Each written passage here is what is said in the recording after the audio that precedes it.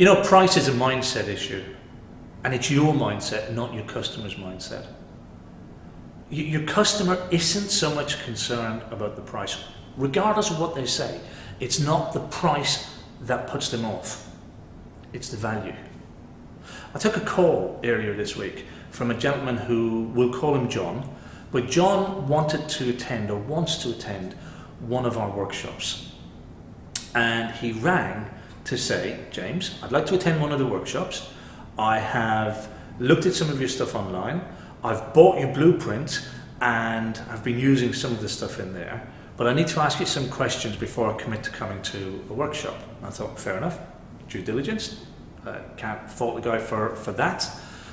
But what surprised me was his question, and his question was, why do you insist that we don't compete on price? I said, run that by me again. He said, James, why do you insist that we don't compete on price? You see, the reason I'm asking is, I always tell my customers that I'll beat any price. It's part of my strategy. I said, fair enough, but just run it by me again, because if I'm hearing you right, what you're saying to me is that you'll go and do a quote for a customer, and then you'll tell the customer that if somebody else quotes cheaper, you'll beat that. He said, that's exactly what I do. He said, and yeah, that's what I do. I said, how is that working out for you? He said, well, I get a lot of uptake. I get a lot of work. I said, but is it profitable work? He said, well, no, because sometimes it's well, you know, I just sort of break even. But I'm busy. I'm always busy. I'm always doing something. I said, that's great. So you're filling your time being busy doing stuff. He said, yeah, I've got plenty of work on. Right, but it's not always profitable work. No, not always. So think about that for a minute. Because I think the answer to your question is self-evident. If you weren't always busy doing cheap work, you could be busy finding customers who will pay you better. Does that make sense to you? If you're filling your time up just doing cheap work, if you're just always out on the tools, being busy, just to break even, or just to pay the mortgage, or just to put food on the table, and how are you going to build a profitable business? How are you going to find those customers who will value what it is that you do? Because they're out there. Trust me, those customers who will pay you for what you do are out there. You know, if we take, for example, a watch, okay, a very simple item like a watch. There are so many different types of watches across the world. There are different watches right across the spectrum, from your cheap Casio $199 that you'll pick up in a corner shop, right through to your Cartier or your Rolex, or whatever is the top end, most expensive watch out there. Why in God's name would somebody buy a Cartier or a Rolex when their Casio will tell them exactly the same time? Why do they do that? Because they see something in the Rolex or the Cartier that they like. And it may be the style of the watch. It may be the action of the watch. It may be the customer service that is accompanied with it. It may be the kudos of having that brand on their arm. But the Casio will do exactly the same thing in terms of telling the time. The Casio will tell them it's 3 o'clock in the afternoon, as will the Rolex. But they will pay for the Rolex for whatever it is that gives them that significance, whatever it is that gives them what they want from a watch. They'll pay for it. And the same can be true for you as a service provider.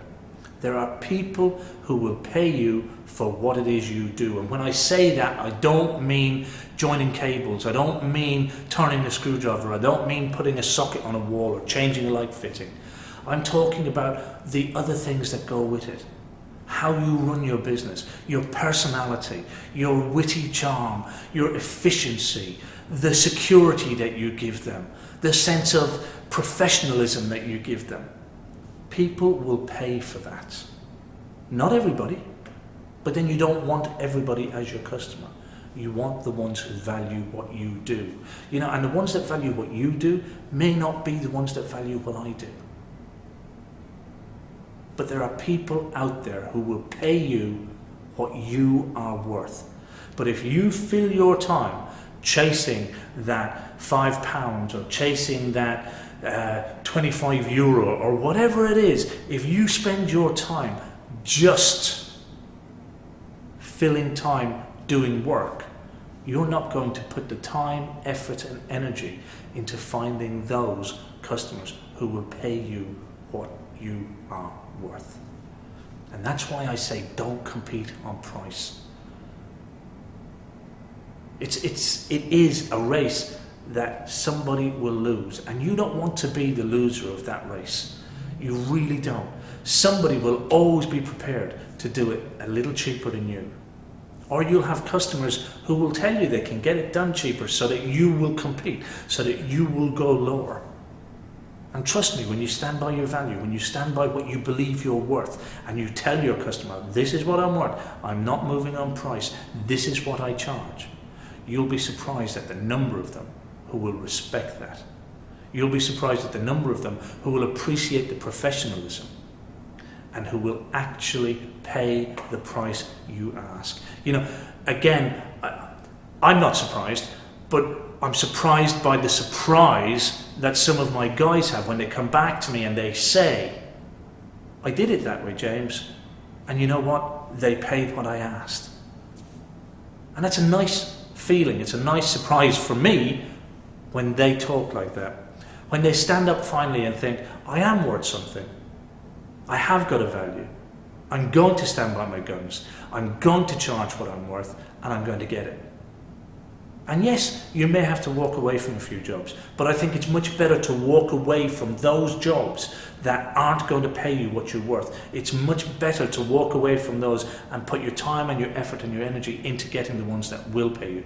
Because when you get those, number one, it's not going to take all of your energy and all of your time. We went into business as tradesmen. We started our businesses for a couple of different reasons. One is freedom. The other one is financial gain. We wanted to make some money, we wanted to make some profit. And why did we want to do that? It may be that we wanted to give our families more. It may be that we wanted more holidays. But by just chasing work for the sake of work, you're never going to achieve that. By just going out and working every hour just for the sake of it, you're never going to get that. You're never going to achieve that. But if you stand your ground, if you have your value, if you find the customers who value what it is that you do, then you can start to build that type of a life. Then you can start to have your holidays. Then you don't have to work a 60-hour week just to satisfy the mortgage or put food on the table. And those customers are out there. You just need to put the time and effort into actually finding them. And if you're filling up your time, guys, if you're filling up your time with cheap work, then you'll end up with cheap customers all of the time. Until the next time, continue to learn and grow, and I'll see you in the next video.